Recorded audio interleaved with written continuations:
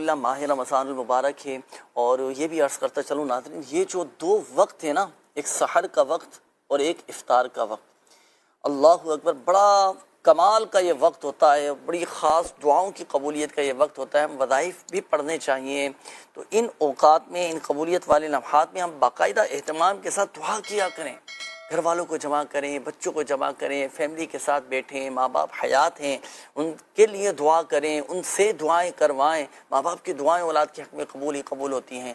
ماہ رمضان المبارک کا آج پہلا عشرہ بھی رخصت ہو جائے گا۔ اللہ پاک عشرہ رحمت کے صدقے ہم گناہ گاروں پر، ہم سب پر اپنا رحم و کرم فرمائیں۔ تو دعا کا بھی اہتمام کریں، اتنا مبارک مہینہ ہے، نفل کا ثواب فرض کے برابر، فرض کا ثواب 70 گنا کر دیا جاتا ہے، نیکیوں کا اجر و ثواب بڑھا دیا جاتا ہے، شیاطین قید ہو جاتے ہیں، جنت کے دروازے کھل جاتے ہیں، جہنم کے دروازے بند ہو جاتے ہیں۔ اتنا مبارک یہ مہینہ ہے، تو اس میں ہم دعاؤں کا بھی اہتمام کریں، صدقہ بھی دیں، راہ خدا عز و جل میں بھی خرچ کریں، صلہ رحمی کریں۔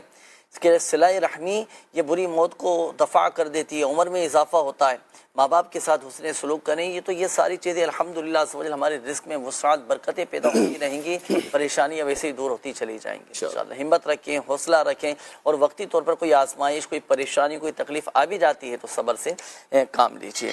اچھا، یہ ایک میسج آئے کہ جسم سے بخار اور بلغم، ریشہ وغیرہ نکالنے کا کوئی علاج ہے تو ارشاد فرمائیں۔ جی ہاں، بخار کے لیے جو ہے وہ بڑا پیارا روحانی علاج ہے۔ ایک کاغذ لے لیجئے گا آپ، اس پر یا غفور 3 بار آپ لکھ کر اس کو لپیٹ کر تعویذ کی طرح بنا کر آپ سیدھے بازو پر اپنے باندھ لیجئے گا، انشاءاللہ آپ کا بخار وغیرہ چلا جائے گا۔ اور جسم پہ دانے وغیرہ بھی ہیں اور دانوں میں ریشہ، اس طرح کوئی معاملہ ہے تو یا رقیب 3 دفعہ پڑھ کر اپنے دانوں پر، جسم پر دم کیجئے گا، انشاءاللہ دانے بھی جسم سے ختم ہو یہ راج وظیفہ اس حوالے سے ارشاد فرمائیے گا فیصل بھائی، کہ کام پہ جاتے ہیں تو طبیعت عجیب و غریب ہونا شروع ہو جاتی ہے، تو جس کی وجہ سے کام کاج پہ بھی نہیں جا پا رہے ہیں۔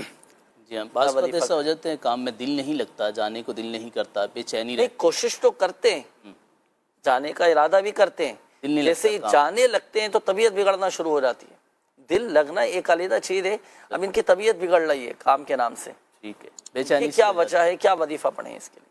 اب ایسی صورت میں تو ایک وظیفہ عرض کر دیتا ہوں۔ ایک یہ پیج لیں، اس پر یا اللہ 101 بار لکھ لیں، لکھ کر یہ اپنے گلے میں پہن لیں، سیدھے بازو پہ پہن لیں، اور ایک بار سورہ فلق اور سورہ ناس پڑھ کر اپنے پر دم کر لیا کریں، انشاءاللہ الکریم اس سے بھی ان کی طبیعت بحال رہے گی۔